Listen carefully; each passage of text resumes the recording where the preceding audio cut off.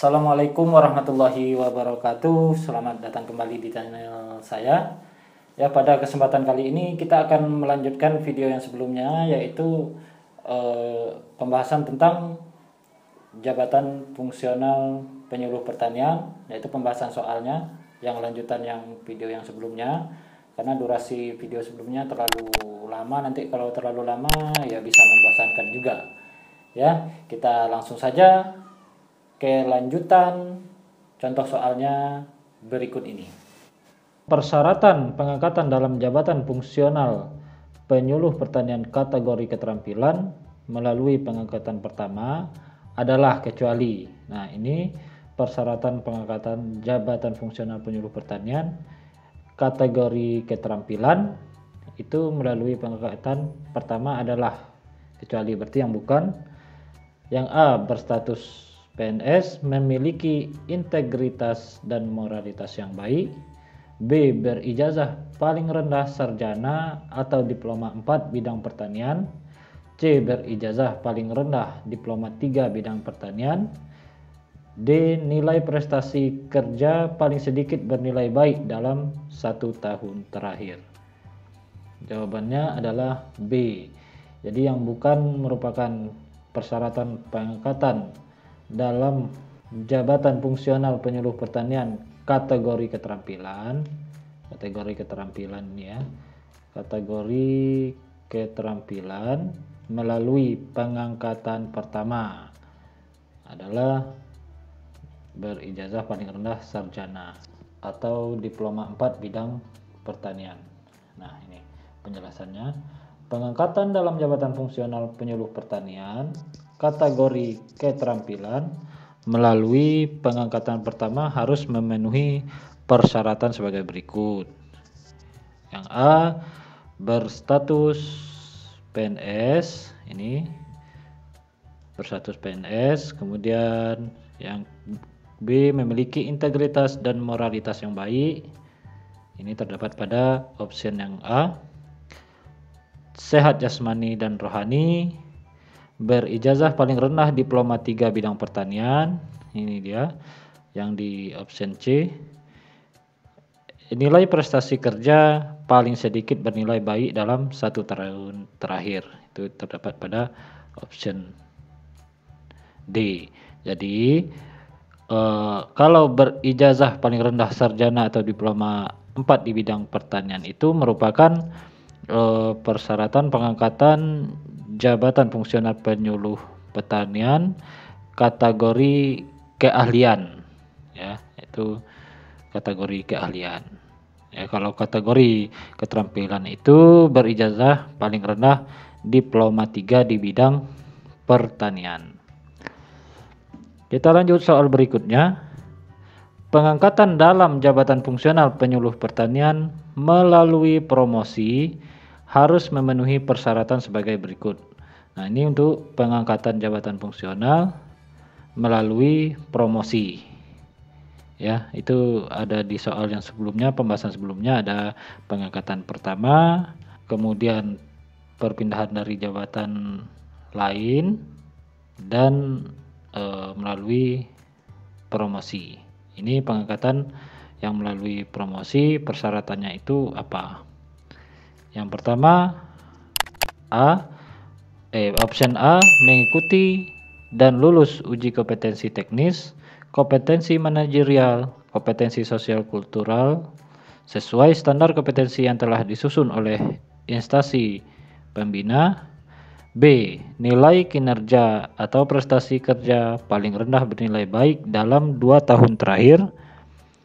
C, memiliki rekam jejak yang baik, tidak pernah melakukan pelanggaran kode etik dan profesi PNS dan tidak pernah dikenakan hukuman disiplin PNS. Dan D, semua jawaban benar. Jadi jawabannya adalah D, semua jawaban benar ya. Pengangkatan jabatan fungsional penyuluh pertanian melalui promosi harus memenuhi persyaratan ini, yang A, yang B, dan yang C.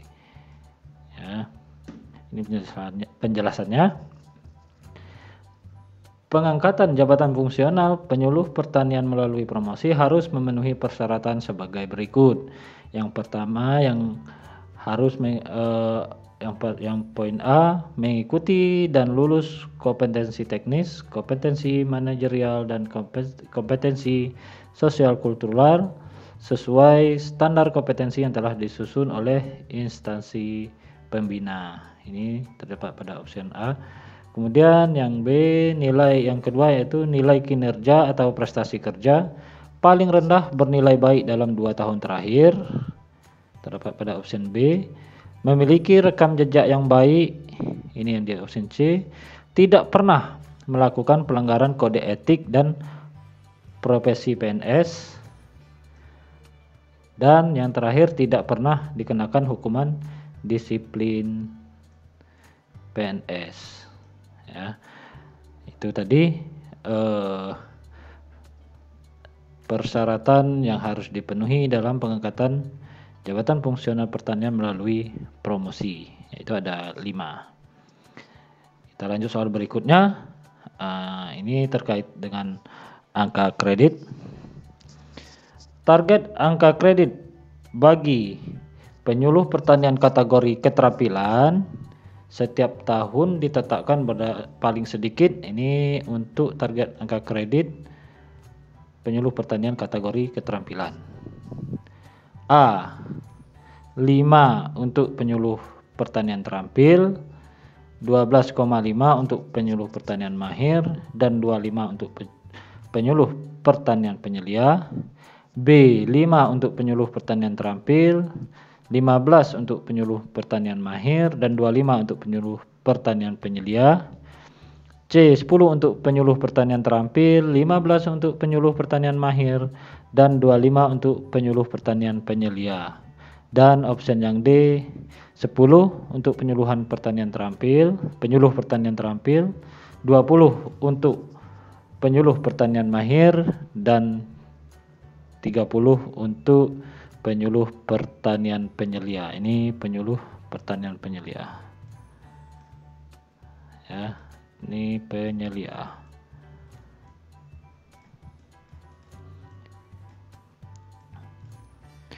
Jadi jawabannya adalah A. Itu target angka kredit bagi penyuluh pertanian kategori keterampilan setiap tahun ditetapkan paling sedikit. Ya, kalau untuk penyuluh pertanian terampil itu 5 target angka kreditnya. Untuk penyuluh pertanian mahir itu 12,5 dan 25 untuk penyuluh pertanian penyelia. Ya, ini target angka kredit bagi penyuluh pertanian kategori keterampilan setiap tahun ditetapkan paling sedikit. 5 untuk penyuluh pertanian terampil, 12,5 untuk penyuluh pertanian mahir, dan 25 untuk penyuluh pertanian penyelia. Kemudian soal yang berikutnya, target angka kredit bagi penyuluh pertanian kategori keahlian setiap tahun ditetapkan paling sedikit. Nah, yang tadi untuk kategori keterampilan, ya kalau yang ini target angka kredit untuk kategori keahlian. Opsi yang A, 10 untuk penyuluh pertanian ahli pertama, 20 untuk penyuluh pertanian ahli muda, 30 untuk penyuluh pertanian ahli madya, 40 untuk penyuluh pertanian ahli utama. B. 10 penyuluh pertanian ahli pertama, 25 penyuluh pertanian ahli muda, 40 penyuluh pertanian ahli madya, dan 55 untuk penyuluh pertanian ahli utama. Opsi yang C, 12,5 untuk penyuluh pertanian ahli pertama, 25 untuk penyuluh pertanian ahli muda, 37,5 untuk penyuluh pertanian ahli madya, dan 50 untuk penyuluh pertanian ahli utama. Dan opsi D, 12,5 untuk penyuluh pertanian ahli pertama, 22,5 untuk penyuluh pertanian ahli muda, 32,5 untuk penyuluh pertanian ahli madya, dan 40 untuk penyuluh pertanian ahli utama. Jadi target angka kredit bagi penyuluh pertanian kategori keahlian setiap tahun ditetapkan paling sedikit? Jawabannya adalah C. 12,5 untuk penyuluh pertanian ahli pertama,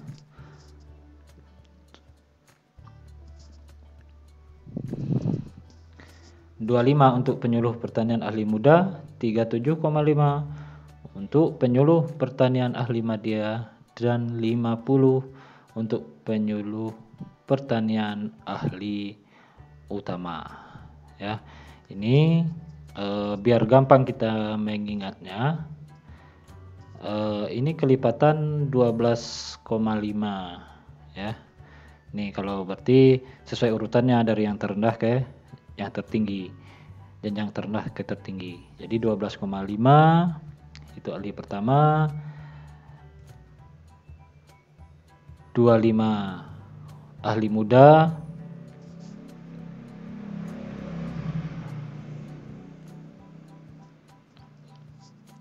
37,5 ahli madya, 50 penyuluh pertanian ahli utama.